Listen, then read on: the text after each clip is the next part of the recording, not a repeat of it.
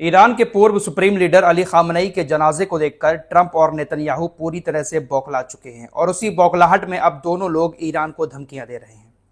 लेकिन इन लोगों की धमकियों के बीच ईरान दब नहीं रहा है। ईरान ने आज फिर स्टेट ऑफ हॉर्मुज में जहाजों पर मिसाइल हमले किए हैं और ये मिसाइल हमले ईरान ने ऐसे ही नहीं किए, बल्कि ईरान जो लगातार सभी जहाजों को चेतावनी दे रहा है कि हमने जो रास्ता बनाया है स्टेट ऑफ हॉर्मुज में, आप अपने जहाजों को उसी रास्ते से गुजारें।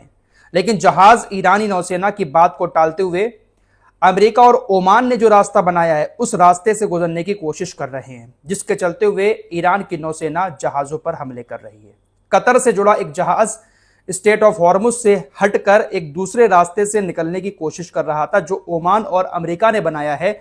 उस जहाज पर ईरानी नौसेना ने मिसाइल से हमला किया। मीडिया रिपोर्ट्स के मुताबिक हमला जहाज के इंजन रूम पर हुआ, जिसकी वजह से जहाज में आग लग गई। कतर का तेल का टैंकर था जो पूरी तरह से भरा हुआ था। इसके अलावा एक मालवाहक जहाज भी था।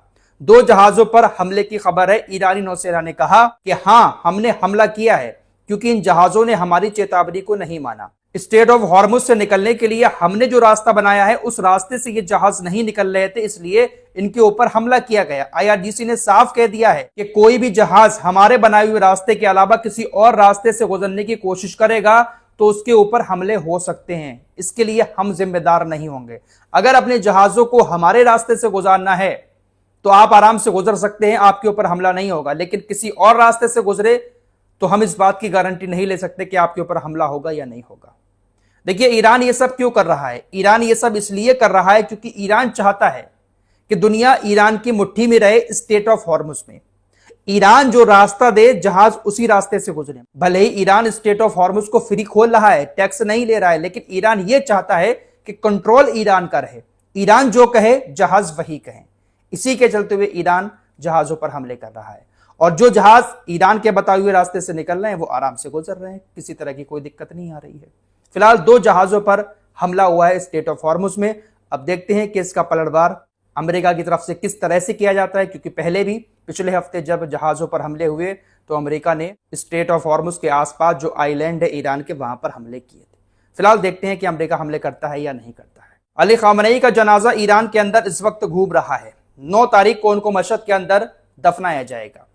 जिस तरह की भीड़ आई है ईरान के अंदर, उस भीड़ को देखकर नेतन्याहू और डोनाल्ड ट्रंप दोनों बुरी तरह से बौखला चुके हैं। पिछली रिपोर्ट्स में भी आपको बता चुका हूं किस तरह का बयान इनकी तरफ से आ रहे हैं। ये लोग हैरान हैं कि इतने लोग अली खामनेई के जनाजे में शामिल कैसे हो गए।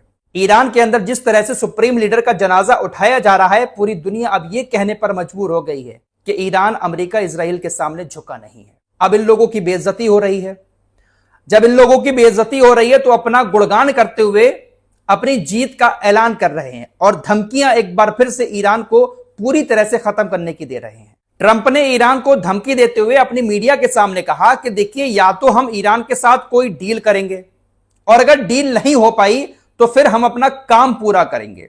हम किस तरह से काम पूरा करते हैं आप लोग अच्छे से जानते हैं और हमें अपना काम पूरा करने में कोई मुश्किल नहीं आएगी। यहां पर काम पूरा करने से मुराद यह है, ट्रंप यह कहना चाहता है कि हम ईरान को पूरी तरह से खत्म कर देंगे। फिर वही बचकानी धमकियां देते हुए ट्रंप ने कहा कि देखिए, मैं डील करना पसंद करूंगा, मैं ईरान के साथ डील करना पसंद करूंगा, क्योंकि मैं नहीं चाहता कि 9 करोड़ जनता जो ईरान की है उसको मैं मुश्किल में डालूं। मैं उनके पुल 1 घंटे में गिरा सकता हूं। यही बचकानी धमकियां जो पहले दे रहे थे वही अब दे रहे हैं। अमेरिका इजराइल ने ईरान के पुलों को गिराने की कोशिश की, बहुत सारे पुल गिरा भी दिए। ईरान ने सिर्फ 10 दिन के अंदर ही तमाम पुलों को ठीक कर लिया। ईरान के एनर्जी प्लांट पर हमला करने की धमकी फिर से दे डाली है कि हम उनके एनर्जी प्लांट्स को खत्म कर सकते हैं, जो उन्होंने बड़ी मेहनत से बनाए हैं। कुछ ही पल में हम उसको तबाह कर सकते हैं। बहुत बड़ा पैसा लगाकर ईरान ने बहुत अच्छे एनर्जी प्लांट बनाए, हम उसको खत्म कर देंगे। और फिर उनके पास इतना पैसा नहीं है कि वो उस एनर्जी प्लांट्स को दोबारा से ठीक कर पाए। हमने उन्हें किसी तरह का कोई पैसा दिया ही नहीं है। अपनी मीडिया के सामने अपने आप को दुनिया का बॉस दिखाते हुए कहता है कि हम कुछ ही घंटों में ईरान के तमाम पावर प्लांट को तबाह कर देंगे। उनके देश में अंधेरा छा जाएगा। हर एक प्लांट कुछ ही घंटों में ईरान का तबाह हो जाएगा और हम ऐसा कर सकते हैं। यह बात ईरान वाले जानते हैं। वही पुरानी घिसी पिटी धमकियां एक बार फिर से ट्रंप की तरफ से दोहराई गई हैं, जो धमकियां उन्होंने पहले दी थी कि हम एक ही रात में पूरे ईरानी सभ्यता को खत्म कर सकते हैं, ईरानी नस्ल को खत्म कर सकते हैं। इस तरह की बातें जंग के दौरान ट्रंप ने बोली थी, लेकिन क्या हुआ? आज डील करने पर मजबूर है। अब ट्रंप की इस धमकी के बाद ईरान खामोश कहां बैठने वाला है। ट्रंप जितनी बड़ी धमकी देते हैं, ईरान उतना ही बड़ा पलटवार करता है। ईरान के टॉप सिक्योरिटी सेक्रेटरी ने ट्रंप को जवाब दिया। ईरान के अधिकारी ने ट्रंप से कहा कि खामोश रहिए, होश में रहिए, कहीं ऐसा ना हो कि आप ही सीज फायर के लिए गिड़गिड़ाते हुए हमारे पास आए, आप ही हमसे कहें कि डील कर लो, इसलिए होश में रहकर बोलिए। ईरानी अधिकारी ने कहा कि आपने पहले भी हमें इस तरह की धमकियां दी थी। आप सिर्फ 250 साल पुराना देश हैं, हम हजारों साल पुरानी सभ्यता हैं। आपने पहले भी धमकी दी थी कि हम ईरानी सभ्यता को एक ही रात में खत्म कर देंगे। रिजल्ट क्या निकला? आप गिड़गिड़ाते हुए हमारे पास आए, सीज फायर के लिए डील की, ईरान से बातचीत करने के लिए दूसरे देशों को बीच में डाला। यही फिर से ना हो, इसलिए होश में रहकर बोलिए। ईरानी अधिकारी ने कहा कि ट्रंप, आप जो हमसे धमकी की भाषा में बात कर रहे हैं, ईरानी राष्ट्र इसको एक्सेप्ट नहीं करता है। अगर आप तमीज के साथ, इज्जत के साथ बात करेंगे तो हम बातचीत के लिए तैयार हैं, वरना आप अगर धमकी देंगे तो आपको करारा जवाब दिया जाएगा। ईरान इनकी धमकियों को अब तो सीरियस ले ही नहीं रहा है। ईरान ने इनकी ताकत का अंदाजा लगा लिया है कि ये क्या कर सकते हैं। इसीलिए ईरान इतना बड़ा प्रोग्राम अली खामनेई के जनाजे का अपने देश के अंदर कर रहा है। करोड़ों लोग इकट्ठा हैं। ईरान को बिल्कुल भी डर नहीं है कि अमेरिका इजराइल यहां पर कुछ कर सकते हैं। ईरानी अधिकारियों के अंदर अगर इस बात का डर होता कि अमेरिका इजराइल यहां पर कुछ कर सकते हैं, तो शायद इतना बड़ा प्रोग्राम अली खामनेई के जनाजे का वो भी 7 दिन तक नहीं करते। फिलहाल इजराइल की तरफ से एक और बड़ा दावा मुश्तबा खामनेई को लेकर किया जा रहा है कि मुश्तबा खामनेई भी अपने वालिद अली खामनेई के जनाजे में शामिल हुए।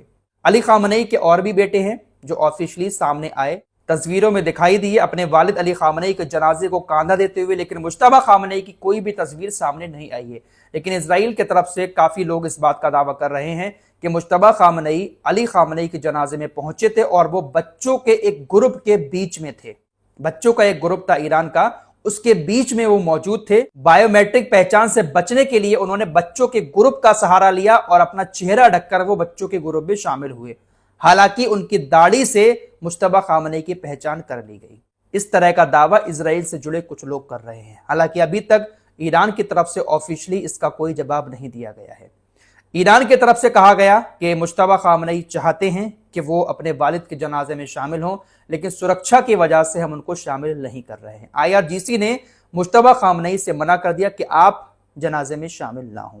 अभी तक ईरान की तरफ से यही बताया गया है। आइए अब इस कहानी की बात कर लेते हैं। इजराइल का रक्षा मंत्री काट्ज अली खामनेई के जनाजे में जो भीड़ आई है उसको देखकर पूरी तरह से बौखला चुका है। इसको ऐसा लगता था कि हम ईरान की जनता को अली खामनेई के खिलाफ कर देंगे, IRGC के खिलाफ विद्रोह करा के सड़कों पर उतार देंगे, लेकिन कुछ नहीं हुआ। पूरी की पूरी जनता आज भी IRGC के साथ खड़ी हुई है, सुप्रीम लीडर को मान रही है। इसने कहा कि देखिए, अली खामनेई का जनाजा उठ रहा है। ये वो नेता है जो इजराइल को खत्म करने की धमकियां देता था। आज हमने इसको ही खत्म कर दिया।